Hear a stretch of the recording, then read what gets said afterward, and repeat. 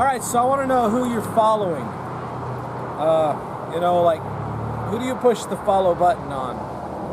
It's very interesting how culture changes the world, and we hear this phrase following, and we think, oh, okay, that's who you're really into. And boy, if you get on Instagram, and it's like follow, you're going to have hundreds and hundreds of people following something.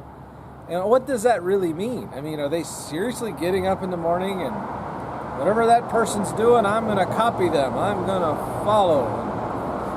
Really, it's just kind of like, oh yeah, I get this picture, he had a taco, I've had that taco, that's pretty good, and I read this book, or I'm going to this place, I'm following them, I know what's happening. But really, that's not being part of a group, like you're belonging to something. It's interesting how people belong to different things. There's phrases around the world, actually, for different groups to belong to. I know in Costa Rica, they call themselves ticos. If you're Costa Rican, you grew up there, you call yourself a tico. And if you're not a tico, you don't really belong. You're not really part of the group. We hear that phrase sometimes around Mexico and gringos. If you're not a Mexican, you're a gringo, and that's an alien. That's someone that's not one of us. And the Hawaiians, they have this thing they call, if you're not Hawaiian, they call you a haole, because you're not one of us. You're not part of our group. You don't belong. A lot of people feel that way, that they don't belong. And they may push the button that says, I'm following, but they just don't feel like they belong. And then we get used to that way of talking, and then we look at Jesus, and Jesus is, come and follow me. And I'm like, oh, okay, sure, I'll push the follow button with Jesus. Yeah, okay, cool. Oh, look, he's wearing sandals today. That's nice. Very cool. And then I put the phone down. Oh, ding. Oh, it's Jesus. He just shot me a verse. Oh, that's a nice verse. And hang up. Is that following Jesus? When Jesus uses the phrase and he says, come follow me, he actually compares it to two cows who get locked together so they can pull a stagecoach or they can pull a wagon. They're literally tied together to pull. And Jesus is saying, come tie yourself to me. Not just for 30 seconds about some cute verse or about your favorite taco, but tie yourself to me. It's like being on a railroad track. I could say I'm going to follow the tracks, but if I'm a train, I don't have a choice. Train starts jumping the tracks, it's going to have disaster. The train jumps off the tracks and someone's going to die. It's not going to go where it's meant to go. Jesus has built a track in your life, La Via. He wants you to follow. He wants you to follow him and tie yourself to him. And all of us get to decide, well, that's kind of a scary track there, God. It goes off in the distance. I can't see where it ends. Just a second. Let me think about it. And Jesus is simply waiting, and he says, come, follow me. I'm just curious, who you following?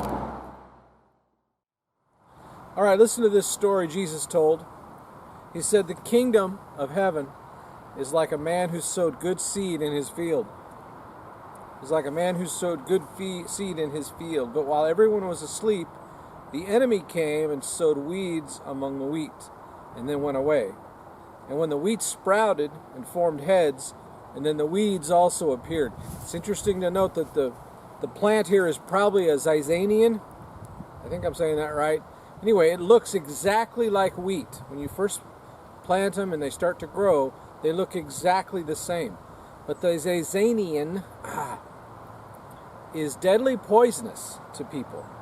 And it looks just like wheat until it grows a head. And that's what the verse says. As soon as it formed the fruit, as soon as you could see the wheat head on it, then they knew, uh-oh, there's something wrong. And the owner's servants came to him and said, Sir, didn't you put good seed in your field? Where did all these weeds come from?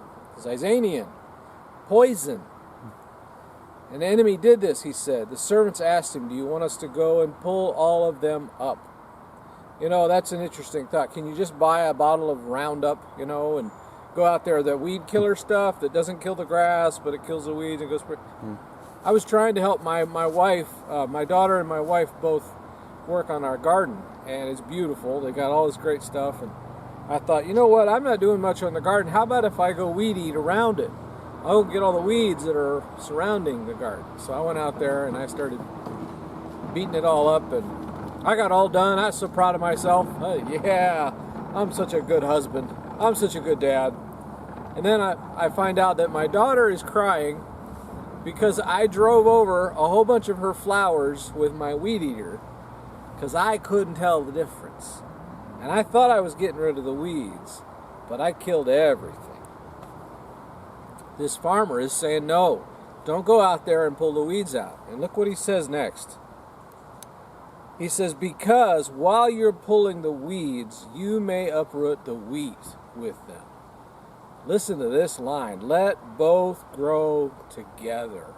Let the wheat, the good stuff, grow side by side with the poison. Let it grow together until the harvest. At that time, I will tell the harvesters, first collect the weeds, tie them in bundles to be burned, and then gather the wheat and bring it into my barn. What a heavy statement. Why would God allow? This is Jesus' story, that God is allowing the good people to grow side by side with evil. Why would he do that?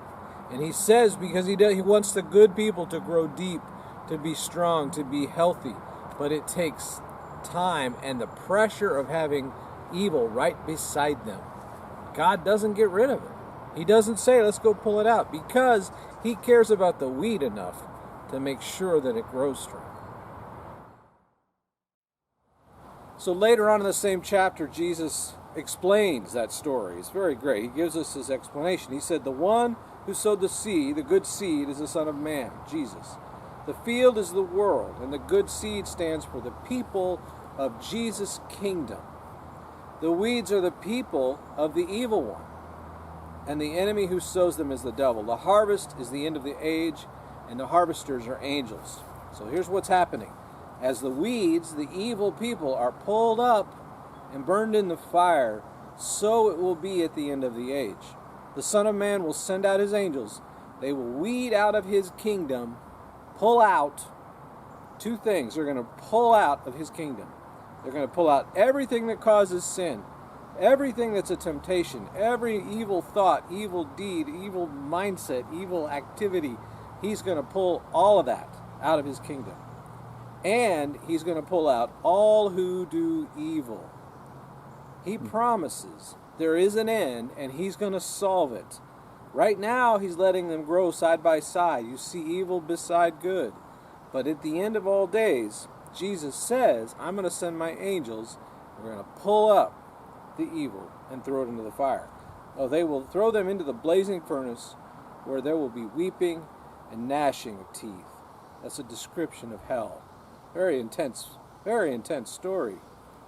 And at the end of that sentence, or that paragraph, he says, whoever has ears, let them hear. This is a real powerful poetic statement. It doesn't mean those who have ears that work. Because you could be deaf and still understand what Jesus is saying. Whoever has ears, let them hear. Look what he said in Matthew 13, the beginning of the same chapter. He quotes Isaiah, for this people's heart has become calloused. They hardly hear with their ears, and they have closed their eyes. So he's saying it's not an outside thing. It's not the eyes don't work and ears don't work. It's the heart. The heart is callous. The heart is closed. And so I make my eyes, I don't want to see. My ears, I cover my ears. I don't want to hear. He's saying that's an attitude inside.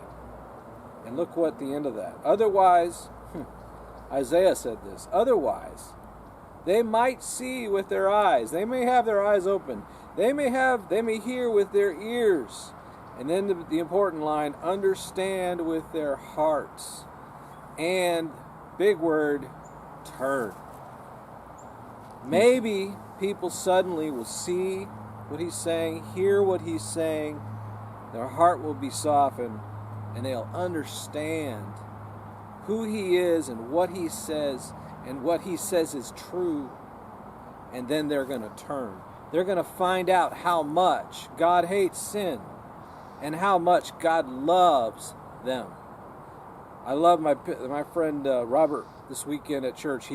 He held out his arms like this and he said, God demonstrated how much He hated sin when He put Jesus on the cross. That was vile and awful and terrible, and it showed what God thinks of sin. He hates it. But at the same time, Jesus' arms are out. He also showed how much He loves us. He loves us. So when Jesus says, come and follow me, He's not asking for a little thing. He's not asking, well, when you feel like it, click the button, I'm following. No, He's saying, tie yourself to me. Wrap yourself with me. Tie up with me and follow me. And that's the one that's going to survive. That's having the open heart, the open eyes, and the open ear. When I say whatever He says, I'm going to hear and I'm going to take it in. To him who has ears, let him hear. I hope that's you.